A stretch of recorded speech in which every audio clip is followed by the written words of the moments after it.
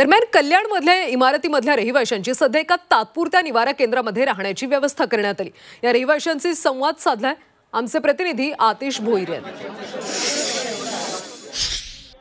ताई काय सांगाल, काल ही घटना घडलेली तुम्ही होतात का आणि कशा प्रकारे तिकडची परिस्थिती होती? मी ॲक्च्युली जॉबवर गेली होती, कामावर सुटली तेव्हा मला माझ्या पोरीने सांगितलं की मम्मी हे सगळं झालं आणि त्या बिल्डिंगमधले जवळजवळ 6 लोक जमिनीखाली अडकले। फक्त गव्हर्नमेंटला एवढीच विनंती करेन की आम्हाला आता आमचं हक्काचं घर लवकरात लवकर मिळावं।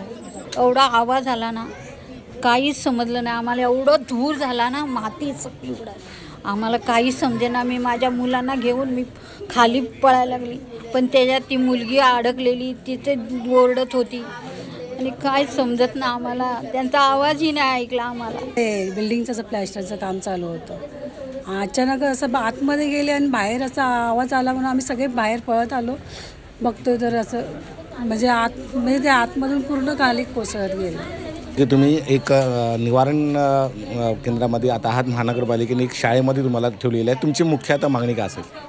आम्हाला आमचं हक्काचं घर मिळावं एवढीच इच्छा। आम्ही कुठे जाणार, आमची लहान मुलं बाळ आहे, एवढी कोणाची परिस्थिती नाही आहे। आपण पाहू शकता की जे इमारतीमध्ये राहणारे जे नागरिक आहेत ते महानगरपालिकेने सध्यापोधी एका शाळेमध्ये निवारण केलेलं आहे, मात्र आम्हाला हक्काचे घर द्या अशी ह्या नागरिकांचं म्हणणं आहे। कॅमेरामन दिनेश जाधवसह आतिश भोईर, झी मीडिया, कल्याण।